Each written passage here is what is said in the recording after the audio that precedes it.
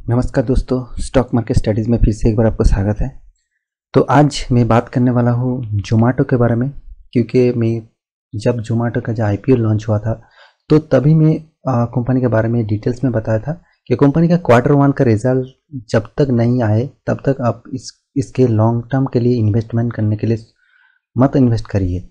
तो आज ही के दिन क्वार्टर वन का रिजल्ट आ चुके हैं। तो रिजल्ट कैसा हुआ है तो आपके सामने पूरा डिटेल्स में जानकारी यहाँ पे दूंगा, और फ्यूचर के लिए आपको क्या करना है और कल के दिन इसको इंटरडे में क्या करना है उसके भी बारे में मैं यहाँ पे डिटेल्स में आपको दिखाऊंगा।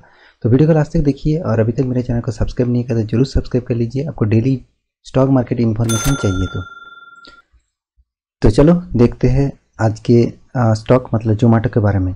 तो पहले कंपनी का जो रिजल्ट आया है क्वार्टर वन का, तो उस रिजल्ट के बारे में मैं आपको पूरा डिटेल्स में समझा देता हूँ। तो यहाँ पे देखिए, तो यहाँ पे जोमेटो का जो रिजल्ट पब्लिश किया है वो डिटेल्स मैं आपके सामने यहाँ पे दिखाऊंगा। मतलब फाइनेंशियल डिटेल्स जो है क्वार्टर वन का रिजल्ट। तो फर्स्ट कॉलम में क्वार्टर वन का मतलब इस क्वार्टर का रिजल्ट, पिछले और दूसरा कॉलम में पिछले क्वार्टर का रिजल्ट, और तीसरे कॉलम में पिछले सालों की फर्स्ट क्वार्टर का रिजल्ट, और लास्ट कॉलम में यहाँ पे year of year basis result. तो करीबन देखा जाए कंपनी का जो परफॉर्मेंस है, मतलब कंपनी जो टोटल इनकम किया है वो देखिए पिछले क्वार्टर से बहुत अच्छा है, मतलब इनकम ज़्यादा हुआ है। 9000 यहाँ पे टोटल मिलियन में दिया गया, मतलब आप देखा जाए 900 करोड़ यहाँ पे टोटल मान के चलिए। तो 900 करोड़ यहाँ पे टोटल मिलियन में भी देखेंगे 9166 मिलियन। तो पिछले क्वार्टर में 7508 मिलियन था। तो देखा जाए टोटल जो इनकम हुआ है तो पिछले क्वार्टर से बहुत अच्छा खासा हुआ है, और पिछले सालों से क्वार्टर में से भी बहुत अच्छा खासा जाम हुआ है। मगर एक्सपेंस जो है कंपनी का जो एक्सपेंस है उसके बारे में देख लीजिए कौन सा एक्सपेंस आता है। परचेज ऑफ स्टॉक, यहाँ पे देखिए चेंज ऑफ मतलब इन्वेंटरी और employed benefit expense, finance cost और डिपार्टमेंट ऑफ एडमिनिस्ट्रेटर्स और अदर्स एक्सपेंस। तो कुल मिलाकर जो एक्सपेंस होता है वो 12,597, मतलब जितना इनकम हुआ है उससे ज़्यादा यहाँ पे कंपनी का एक्सपेंस हो चुका है। तो देखिए आप बहुत ज़्यादा इनकम करेंगे तो एक्सपेंस उससे डबल करेंगे तो आपके पास पैसा थोड़ी बचेगा, तो आप कर्जे में ही मतलब डूबते जाओगे। तो इसी के फिगर भी यहाँ पे देखने को मिल रहा है। तो पिछले क्वार्टर में देखिए 8850 मिलियन। तो यहाँ पे फिगर आप देख लीजिए, आप मिलियन में हो और करोड़ों में हो उसको मत सोचिए, आप सिर्फ यहाँ पे फिगर देख लीजिए।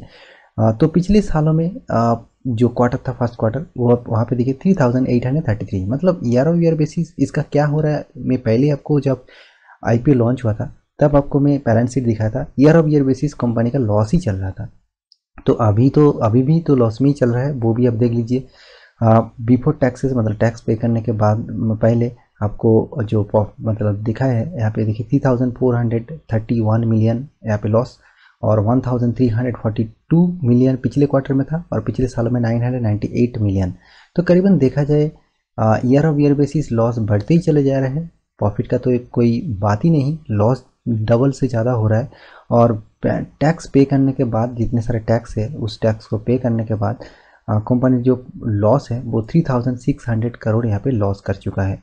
सॉरी करोड़ में नहीं, मिलियन में, मतलब देखा जाए 36 करोड़ यहाँ पे लॉस कर चुका है। तो पिछले क्वार्टर में 1342 यहाँ पे मिलियन का लॉस था, पिछले सालों में 998 करोड़ का लॉस था। तो ओवरऑल बात करूँ कंपनी ज़बरदस्त लॉस में चल रहा है। तो मैं पहले ही आपको बता चुका था कि कंपनी का जो क्वार्टर वन उसका रिजल्ट आने दीजिए, उसके बाद इस पे लॉन्ग टर्म के लिए इन्वेस्ट करने के लिए सोचिए। देखिए अब तो मैं आपको दावे के साथ बता सकता हूँ कि कंपनी में इन्वेस्ट मत करिए, क्योंकि कंपनी का जो परफॉर्मेंस है इसमें आपको लॉन्ग टर्म के लिए अच्छा खासा पोर्टफोलियो नहीं बना सकते, मतलब आप अच्छा खासा लॉस देखने को मिल सकता है। कंपनी जब स्टेबल होगा, मतलब कंपनी जब स्टेबल मतलब continuously quarter basis year basis जो परफॉर्मेंस अच्छा है, देखिए प्रॉफिट बहुत अच्छा है वो बात नहीं है, प्रॉफिट हो रहा है ये बात देखना होता है। क्योंकि year of year basis quarter और क्वार्टर बेसिस आप देखेंगे तो लॉस ही चल रहा है, तो लॉस टाइप कंपनी में आपको इन्वेस्ट करना गलती होगा। तो आप इसके ऊपर स्टडी करिए, उसके बाद इन्वेस्टमेंट के लिए सोचिए, ठीक है। और इसका मैं और भी कुछ डिटेल्स दिखा देता हूँ। यहाँ पे देखिए उसका जो फाइनेंशियल मतलब डिटेल्स देख लीजिए। रेवेन्यू देखिए 2020 में 2300 करोड़ था, 2021 में 1700 करोड़ हो चुका थे। मतलब थोड़ा सा यहाँ पे गिरावट भी देखने को मिला। तो टोटल रेवेन्यू के बारे में बात करूँ तो रेवेन्यू देखिए अच्छा खासा तो हो रहा है, फिर भी नेट प्रॉफिट के बारे में बात करें देखिए लॉस में 2020 में तो 2400 करोड़ का लॉस था, 19 में 570 करोड़ का लॉस, और 2020 में थोड़ा सा लॉस कम करके 886 तक लेके आया है। फिर भी देखिए कंपनी ईयर बेसिस मतलब यहाँ पे 2015, 18, 19, 20, 21 इस फिगर में दिया गया है। हर कोई साल में प्रॉफिट तो नहीं दिखा रहा है, सिर्फ लॉस ही लॉस चल रहा है। तो इस टाइप स्टॉक से दूरी रहना चाहिए। रिटर्न ऑफ इक्विटी भी देख लिए लॉस में ही है, मतलब रिटर्न ऑफ इक्विटी भी आपको 11% माइनस में दिख रहा है, 11 रुपये का माइनस में दिख रहा है। ईपीएस तो आपको दिखाई नहीं देगा तो क्योंकि ईपीएस भी डाउन ट्रेंड में ही है। तो ओवरऑल बात करूँ देखिए यहाँ पे कोई भी यहाँ पे प्रोमोटर और कोई भी FIDS अभी तक माल नहीं उठा है, तो यहाँ पे फिगर नहीं दिया गया है। तो इसके ऊपर आपको ज़रूर स्टडी करना चाहिए कंपनी के बारे में, क्योंकि कंपनी का जो परफॉर्मेंस है वो बहुत ख़राब है अभी तक जो रिज़ल्ट यहाँ पे दिया गया है। और जोमेटो के बारे में बात करें तो कंपनी के देखिए मार्केट कैपिटलाइजेशन 98 करोड़ है, मतलब मार्केट के लार्ज कैप कंपनी है। फिर भी यहाँ पे देखिए PRSI अभी तक दिया नहीं गया है, कोई भी कंपनी डिविडेंड नहीं दे चुका है, क्योंकि कंपनी लॉस में चल रहा है तो कंपनी डिविडेंड कैसे देंगे, ठीक है। और कंपनी का जो बुक वैल्यू देखिए यहाँ पे 21 रुपीज़ बुक वैल्यू, और कैश देखिए 765 करोड़ कंपनी के पास कैश है। देखिए कैश मतलब इतना हो के क्या फ़ायदा, जो कंपनी पर क्वार्टर में 3000 4000 मिलियन मतलब 300 करोड़ यहाँ पे लॉस कर रहा है। तो कंपनी का जो लॉस का रेंज है वो कैश फ्लो होने से भी कोई फ़ायदा नहीं। तो कंपनी को पहले प्रॉफिट होना चाहिए, उसके बाद ये फिगर अच्छा लगेगा। यहाँ पे देखिए सेल्स ग्रोथ भी माइनस में, -26% सेल्स ग्रोथ आप देख सकते हैं। रिटर्न ऑफ इक्विटी भी माइनस में है, तो रिटर्न मतलब ROC भी देखिए 19% माइनस है। तो करीबन कुल मिलाकर जो ओवरऑल बात करूँ तो कंपनी यहाँ पे जोमेटो देखिए नंबर 1 पोजीशन में है, क्योंकि market capitalization wise company number 1 position में है। और इसका जो रिटर्न ऑफ मतलब जो पूरा डिटेल्स है आप यहाँ पे देख सकते हैं, सभी माइनस में ही चल रहा है।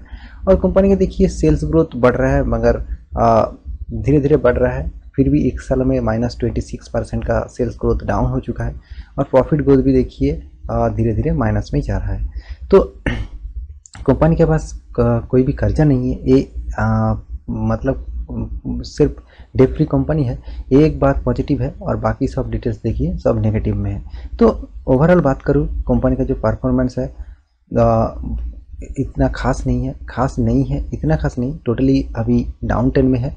कंपनी का profit year of year basis कम होता जा रहा है, मतलब कंटिन्यू लॉस होता जाएगा। तो कंपनी का ऊपर बहुत फ्यूचर में बहुत चाप पड़ने वाला है। तो इस टाइप स्टॉक से आप दूरी रहे तो अच्छा है। तो आज ही के दिन करीबन देखा जाए 4% की गिरावट, और कल के दिन का बात करूँ तो फिर यहाँ पे आपको लो जब ब्रेक करेंगे तो अच्छा खासा यहाँ पे गिरावट देखने को मिलेगा। तो आप कल शॉर्ट सेलिंग करके काम कर सकते हैं। फिर भी आप स्टडी करिए, क्योंकि मेरे हिसाब से कल यहाँ पे अच्छा खासा गिरावट आपको देखने को मिलेगा।